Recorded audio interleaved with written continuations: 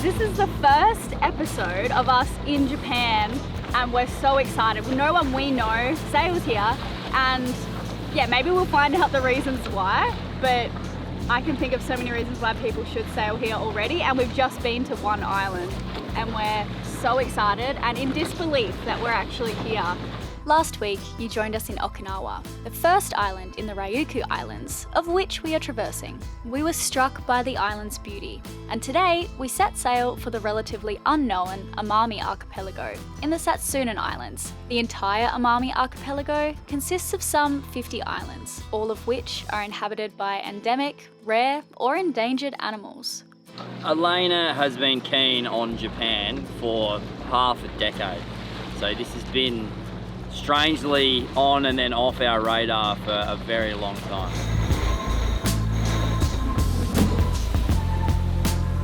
So we're sailing to our next island in the Ryukyu Islands now, and we're going to get a taste of all the islands up to the inland sea. That's where we're headed to try and get some protection from the typhoons, because they are coming in left, right and centre, and we'll be able to come back next year. Have I convinced you that we're coming back next year? I'm gonna keep working on him, but I think we should stay until like April next year. What is it, 7 in the morning and already sweating? Have to sit down and take it easy for a minute. The wind's behind us, so the apparent's just zero. I know we shouldn't complain, but have we mentioned how relentless the heat has been out here? It's been reminding me of the Bahamas during hurricane season while being pregnant. Seriously, bring on this Japanese winter already. We are just leaving Okinawa. We're on our way to Tokunoshima, which I checked in with Kirk about, who's our agent in the area. It's absolutely necessary to have someone being your agent when you're sailing Japan.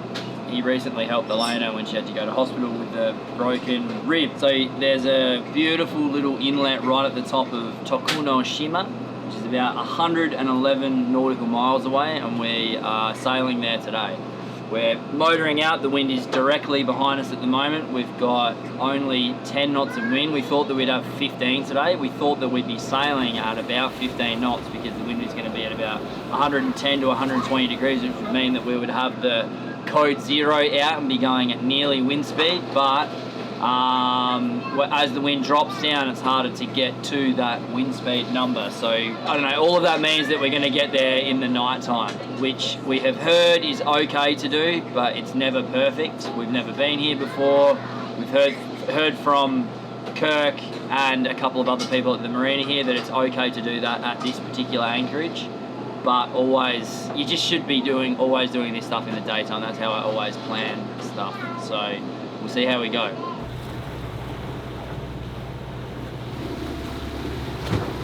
Can you tell everyone what just happened? What did Lenny do? Lenny drew on my t-shirt and make the smiley face. He drew a smiley face on your shirt? Yeah. And why does that not make you happy? Because I don't like my t-shirt and I like stay up forever. It'll come out in the washing machine, don't worry. So is Lenny in timeout? Yeah. Lenny, what are you in timeout for? Because I draw on his t-shirt. Smiley face. You know you shouldn't draw on clothes. We don't even have a washing machine on this boat. How about you just use your hand? Huh?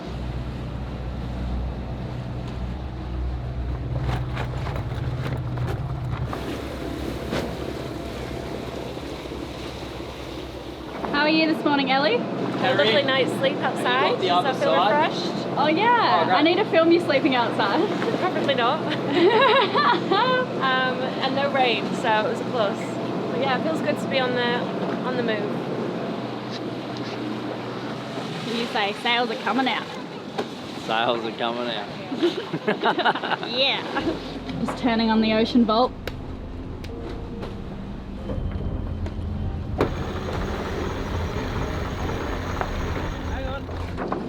What's happened, Riley? Oh, we're missing a nut. Just gonna head on course while these boys fix the nut.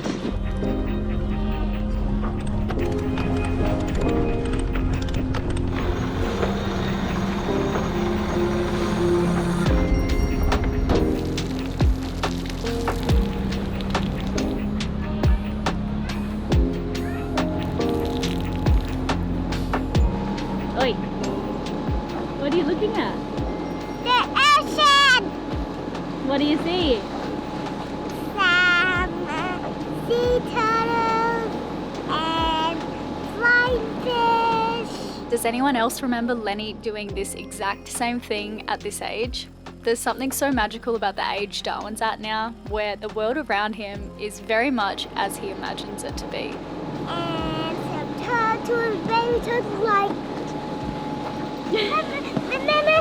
Remember we saw them before when we was in the beach? Yeah, we did. We saw those baby turtles making their way to the sea. Yeah, that was so cute. No, I wanted to hold them and time, but then I'll put them back on I'll put them back on the sand. Yeah, but remember, if you touch them, it changes their smell, and then they might get lost. They might not find their way to the sea. While we wait for the wind to fill in, I wanted to share some more of our time in Okinawa.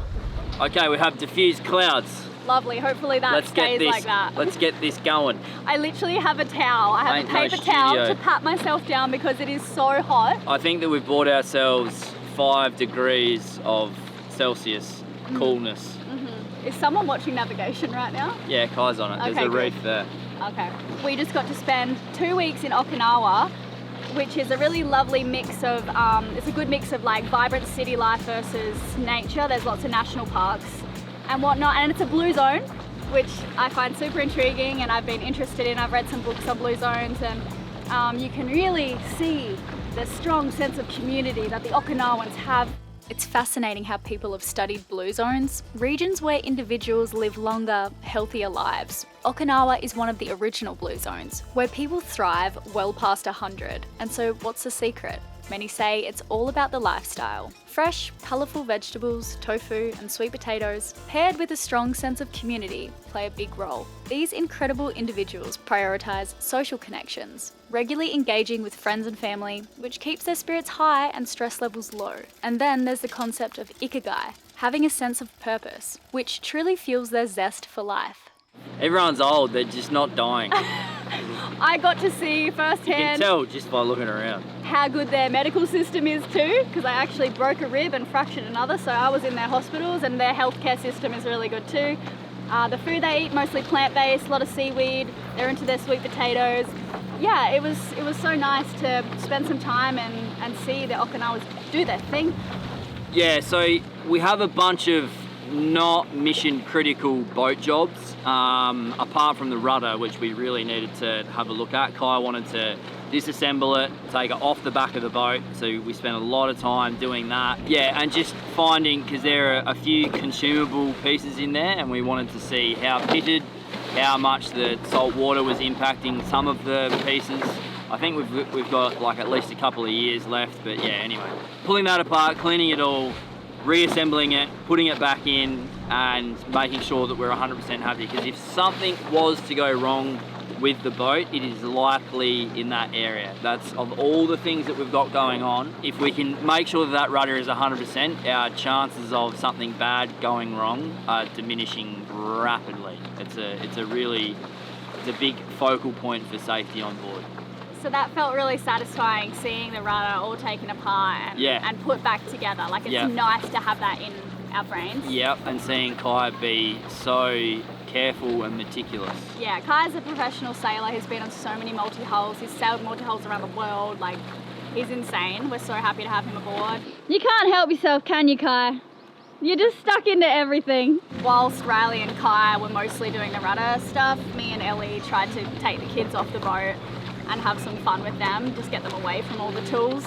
So the boys are doing boat jobs on the boat this morning, and Ellie and I have the kids and the van, and you guys have no idea what a miracle it is that we arrived to this beach safely. How to drive there. Come on. No, it was like a cascade of like disaster. It started with some alarm, which just put you off. Yeah, tell everyone what happened. Just this like aggressive beeping as I was driving, and a warning symbol in Japanese. I have no idea what's going on. Trying to Google Translate what it meant. And then we get some petrol and ask this like the sweetest guy, and he says, "Oh, your parking brake is on." Yeah, We didn't know it existed. yeah.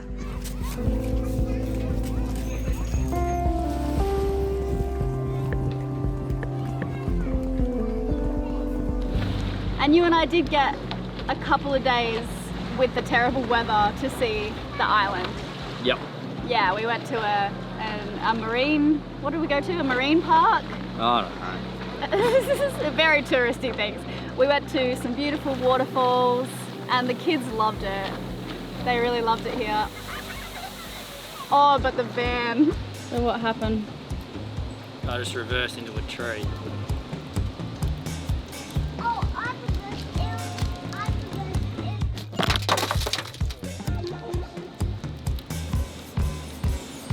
And there's a typhoon coming, so... It was a funny angle.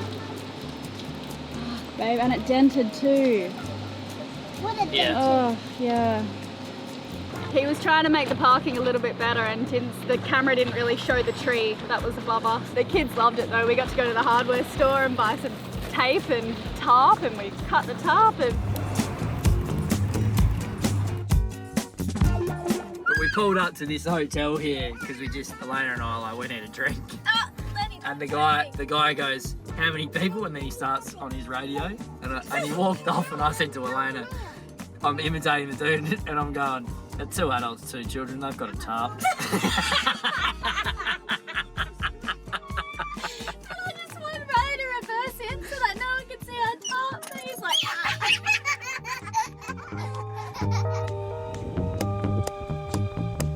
We also met some exceptional humans in the marina whilst we were here, and I want you to meet them too. This is Akiko. She's been helping us here in Okinawa and she's amazing. Thank you, Akiko.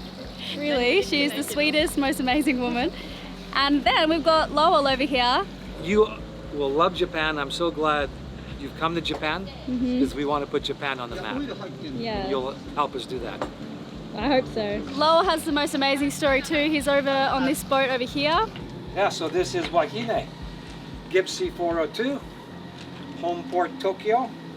Lowell was the only other sailor in our marina, and he had us completely captivated with every story he shared. Tales of his sailing adventures here in Japan and his incredible life experiences. Lowell wears many hats. In addition to being a sailor, he's an author, philanthropist, long-distance cyclist, television presenter, and the founder of a Japanese NGO. And watch out for the Tsunami Stones. You know, you asked me about them. Yeah. In any community you go to, just ask. Are Okay. there any tsunami stones? Okay. And I'd be interested to know. Okay, You yeah. discover some in more southern western Japan. All right.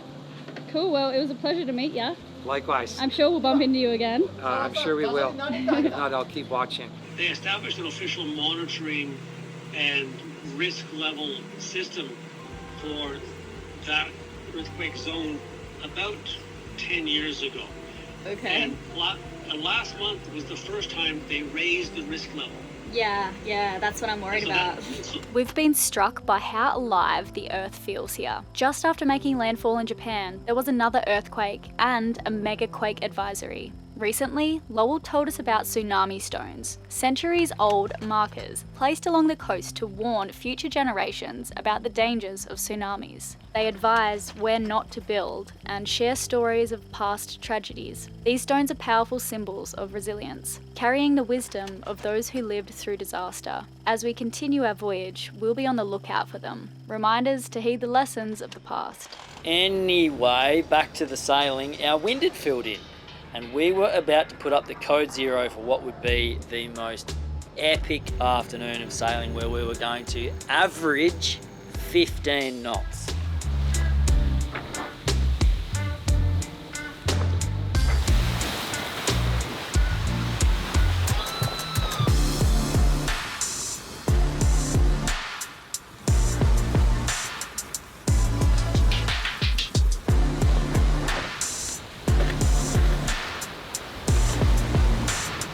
Okay, you can turn on the blender now. Go. That's all right. Hey boys, what's in your smoothie? Blueberry. And? Chocolate. Chocolate powder. Okay. And chocolate powder. How's the sailing? Good. Speeds, winds, tell me Would you everything. like to pontificate about your love of the wind and the ocean and sailing? I love it when you do that. Wind is at 15 knots. It's a bit light. We could have maybe put a different sail up, but then again, that means we'd have to change it. So this is good for now. You can see the end of the island up ahead. So in not too long a time we might have the wind accelerating around the north of the island, which means that this is a better configuration. So we're a bit slower now, it doesn't matter, we've got less stress later on. Yeah, I think it's very nice sailing. I don't know if we've said this yet, but a huge factor in our passage planning has been the Idols concert that's playing near Tokyo. We bought tickets, we're gonna go see Idols. And I've been pestering all the band members on Instagram. I'm trying to get a hold of them because I would love to use some of their music. Their songs are epic. Yeah, reply to us. Does anyone know Idols? Mark, come on. So yeah, we're sailing through the inland sea and up to Tokyo, where we'll go through a winter on the boat, which will be a first on this boat. We're gonna have to buy some portable heaters and plug into shore power. But we have an awesome marina like in the city, and we're gonna go up into the mountains and do our first ski season and then go to the Idols concert. That's really exciting. And also we're gonna be attempting to film daily videos pretty soon in October, so get ready for that. Yeah, we're gonna do 10 daily videos in a row. We've never done that before, and there's so much exciting things going on right now. We just wanna film. So that's something to look forward to. And on top of that, in October as well, we're also finally making live our app Sea People. We're still in beta now, and there's thousands of you guys already using it. We're tracking every trip, and you can see us in real time, and your friends and other family members who might be out here. But finally, we're going live with it in October, and it's just perfect, you guys. The app is like better than we could have ever dreamed, and it's been years in the making. So we're so proud of it. I just said the 3 major exciting things. Daily videos, Idols concert, and Sea People app being launched in October. Yep. What's another exciting thing? Oh, the only thing I can think of is weighing the boat. Weighing the boat. When are we going to do that again? What a disaster that was. In Tokyo, probably. Should we just weigh the boat everywhere we go from now on? No, just once a year, but once a year. No, I want to do it more. It was really fun. I mean, if you insist, we can. People were having a crack. Some dude called me an ass. What for? For what, like putting my family through that amount of stress. Can you please? Oh, I'm fine, guys. I'm teasing Riley. Yeah, people don't get it. It's all right. Like, it was hot, but come on, like, it's fine. We're gonna do this once a year. No. Yeah. No. If that's the hardest thing I have to do for a few months, it's all right. It was hot, and I nearly died, and I was very frustrated, but it's okay. I think. Please don't call Riley an asshole. That's really mean. We wanted to thank BetterHelp for being the paid partner of this video. So I wanted to thank everyone for writing in. The last time that I spoke about BetterHelp, there was so many amazing comments on that one. The top comment from that video was, I want to thank you, Riley, for not being afraid to show emotion and encouraging men to use talking therapies. As a professional youth worker supporting young men, I unfortunately see them struggling to open up due to the narrative that men get on with it. So it was very well received. It makes me feel like I'm sort of on the right track. So if you think that this service might be helpful for you, or have some friends or family or whatever, the link that you're after is betterhelp.com/sailing, or during sign up you can choose sailing and you'll get 10% off of your first month. And I'm in pretty good company as well, because you would have heard us banging on about the band Idols. In particular, the song Samaritans is entirely about toxic masculinity. The lyrics, man up, sit down, chin up, pipe down, really leave no room for obscurity. And they discuss in the song how damaging these societal norms really are. That's a theme that's woven throughout their work. And the last bit of that lyric, the pièce de résistance, is grow some balls, he said. Grow some balls. And in the end, it turns out that this is all super important, because if we can still remember that men are 4 times more likely than females to commit suicide. We really can't hide anymore. The numbers are in, and we just have to make a change. One of the things that was super helpful for me early on is with BetterHelp, because it's a very, very large online platform, if you don't like your therapist, you can just swap. It's very easy to do until you find someone that you click with. Once again, it's betterhelp.com/sailing. It'll be in the top comments, it'll be in the description, you'll be able to find it everywhere. It's one way that you can definitely help support the show. We believe in it, we think that it's amazing, we've been using it for years, so yeah, it's worth checking out. Thank you. Okay, so there's been an update. Adam from Idols messaged me back, said, hey, I'm sure something can be arranged. Turns out someone from our label follows you, so it might be worth reaching out to them. So I just messaged him. It might happen. We might have Idols music in the next episode, or this one. I feel like a bit of a nerd right now. I'm such a dork. Yeah. I ordered Idols shirts, but they arrived in the Philippines. We'd already left. Woohoo! Oh, that's nice. 15.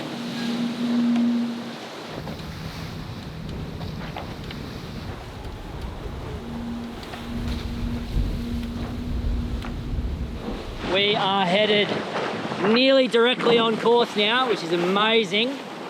When the gusts come, we have to bear away, and then when we come back and then we're directly on course, we might have to furl away this big sail here so that we can come up closer to the wind.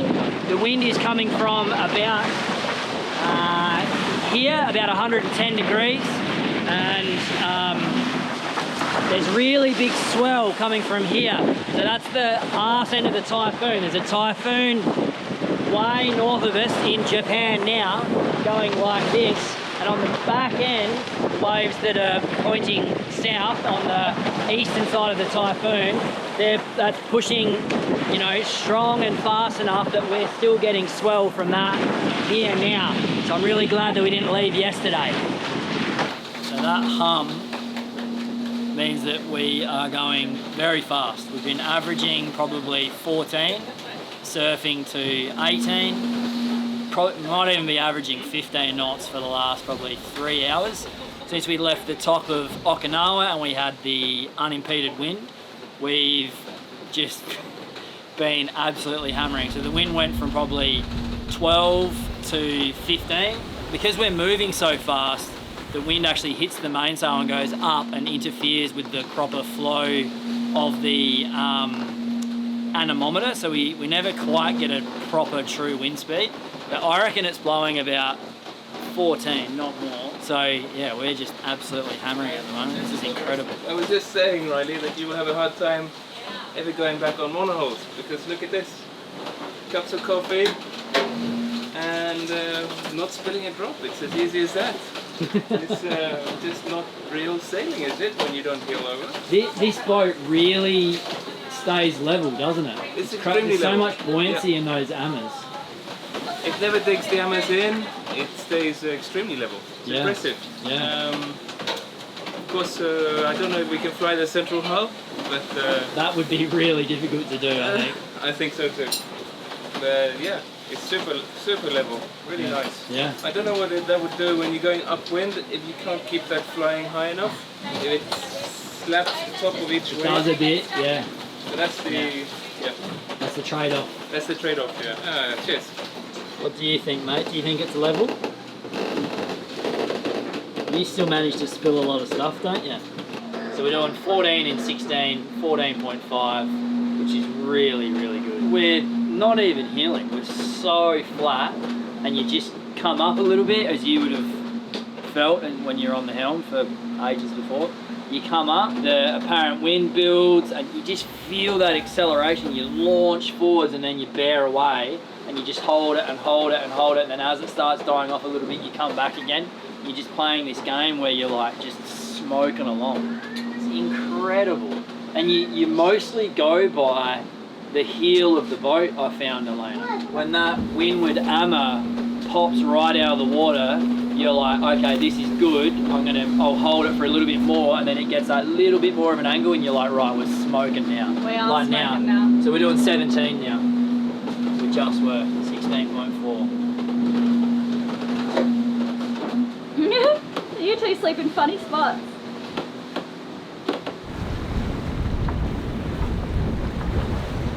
This is our angle at the moment. We need to come up by 10, 20 degrees, which we'll probably do about there in an hour's time. And to do that, we'll need to wind in the code 0, which is a massive head sail, because we can't head far enough up into the wind with this massive sail. We could probably take it to, in this wind speed, we can't get much past 70. Well, I had it at 64 before, but we were absolutely screaming, so Yeah, in about an hour's time we'll furl that away and then head in closer. And I think once we get about here, this big swell that's coming down from this typhoon should start to calm down, I hope. It's pretty big at the moment. And then let's put them back, let it go in the pot. In fact, let's put them straight in the pot, yeah? I just made a really loud noise and I jumped and I hurt my rib again.